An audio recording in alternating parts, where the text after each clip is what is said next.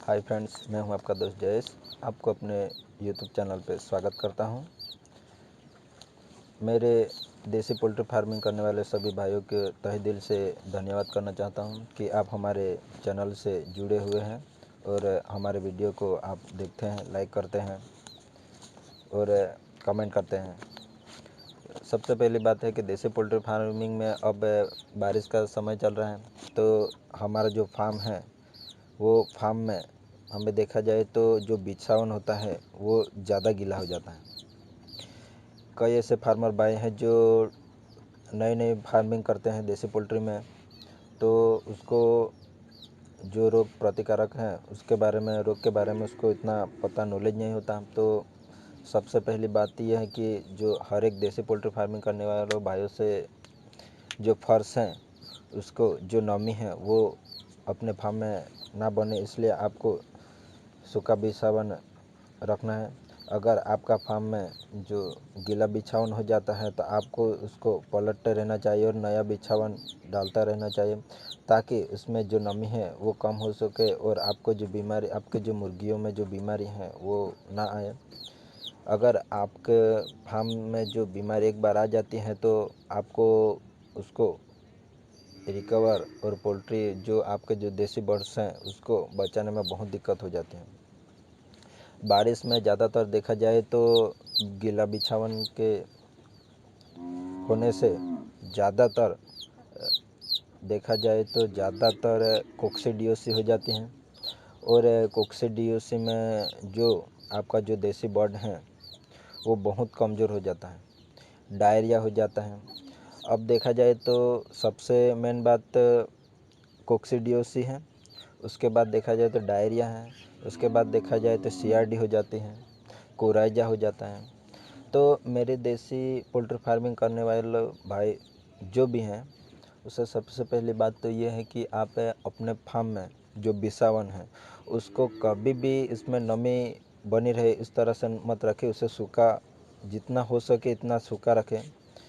और अगर आपके फार्म में जो कोक्सीडियोसिस आ जाती हैं तो कोक्सीडियोसिस में देखा जाए तो बीट में रेडपन, खून आना शुरू हो जाता है। तो आप हो सके तो मेडिकल स्टोर से हो सके तो जल्दी से जल्दी ट्रीटमेंट कीजिए, ताकि आपका जो चिक्स हैं, आपका जो बर्ड्स हैं, उसको अगर एक बार कोक्सीडियोसिस हो गया, अगर कोक्सीडियोसिस हो जाता है तो आपका जो बर्ड्स हैं वो बहुत कमज़ोर हो जाएगा, इसकी जो इम्यून सिस्टम है वो सब डाउन हो जाएगी और आपका बर्ड है वो मर जाएगा, आपको लॉस हो जाएगा। तो आप ये बात ध्यान रखें। उसके बाद देखा जाए तो डायरिया में भी सबसे पहली बात यह है कि उसका जो बीट होता है वो उसमें सफ़ेद कलर का चूना जैसा वाइट निकलने लगता है और जो बीट है वो पतला हो जाता है। और जो ये बैक्टीरिया है वो आपको बर्ड्स को डायरिया होने के कारण वो खाता नहीं है, पानी पीता नहीं है और खाना पीना बंद कर देगा, तो 2 से 3 दिन में आपका जो बर्ड्स हैं, चिक्स हैं, वो खाना नहीं खाएगा तो वैसे ही वीक हो जाएगा और डायरिया के कारण वीक होते होते वो उसकी भी मोर्टेलिटी हो जाएगी। तो आप इस बात का भी ध्यान रखें कि आपका जो चूजा या बर्ड है उसको डायरिया मत होने दें। डायरिया हो जाता है तो आप मेडिकल स्टोर से दवाई ला के तुरंत दीजिए, ताकि एक बार आपके फार्म में जो ये भयंकर रोग हैं एक बार फैल गया, एक के बाद दूसरे के बाद में तीसरे में, सभी में ये फैलता रहता है और आपका जो फार्म है वो लॉस हो सकता है। इसलिए आप डायरिया का भी हो सके तो ज़्यादा ध्यान दीजिए। CRD भी इसी प्रकार की है कि एक से दूसरे में फैलते रहते हैं। CRD में क्या होता है कि नाक से पानी आना शुरू हो जाता है, जो चिक्स या बर्ड है उसको सांस लेने में तकलीफ होती है। अगर आप नए फार्मर भाई हैं तो आपको पता ही नहीं चलेगा कि CRD आया है नहीं आया।